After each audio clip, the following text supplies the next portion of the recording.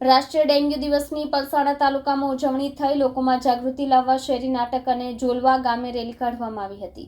આજે 16 મે રાષ્ટ્રીય ડેન્ગ્યુ દિવસ નિમિત્તે પલસાણા તાલુકાના ગંગાધરા પ્રાથમિક આરોગ્ય કેન્દ્ર દ્વારા સૌથી વધુ પરપ્રાંતીય શ્રમજીવી વિસ્તાર એવા જોલવા ગામે લોકોમાં જાગૃતિ લાવવાની એક સભા જિલ્લા મલેરિયા અધિકારી ડોક્ટર પ્રશાંત સેલરની અધ્યક્ષતામાં યોજાઈ। તેમણે જણાવ્યું કે ડેન્ગ્યુ નિવારણ માટે સર્વેલન્સ કાર્યક્રમો શરૂ કરવામાં આવ્યા છે। નાગરિકોને મચ્છરદાનીનો ઉપયોગ કરવા, ઘરની આસપાસ સ્વચ્છતા જાળવવા અને ડેન્ગ્યુના લક્ષણો જેવા કે તાવ, માથાનો દુખાવો, સાંધાનો દુખાવો દેખાય તો તાત્કાલિક ડોક્ટરની સલાહ લેવા અનુરોધ કર્યો હતો।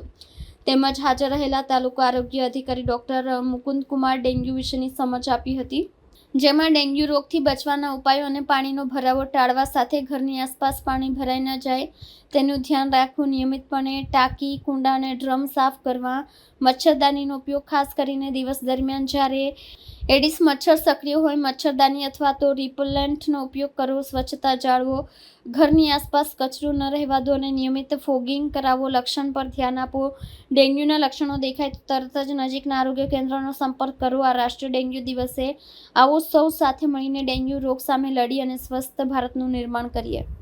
હું ડૉક્ટર પ્રશાંત વી સેલર, જિલ્લા મેલેરિયા અધિકારી સુરત, આજ રોજ 16મી મે રાષ્ટ્રીય ડેન્ગ્યુ દિવસની ઉજવણી માટે જોલવા ગામે રેલીનું આયોજન કરેલ છે। 2025માં ડેન્ગ્યુનો સૂત્ર છે check, clean, cover, step to defeat dengue.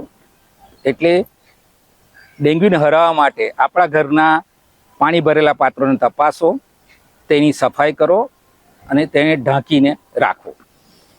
રાષ્ટ્રીય ડેન્ગ્યુ દિવસ નિમિત્તે લોકોમાં જનજાગૃતિ માટે રેલીનું આયોજન કર્યું છે।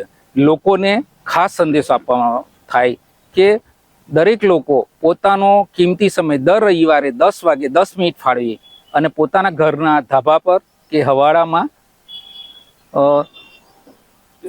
કોઈ પણ નકામો વસ્તુ પડી હોય એનો નિકાલ કરવાનો, પાણી ભરાય નહીં એ ખાસ જોવાનું તથા દરેક આ ડેન્ગ્યુનો મચ્છર દિવસે કડે છે। એટલે કે લોકોને સંદેશો આપવાનો કે તમે આખા બાઈના કપડાં પહેરો।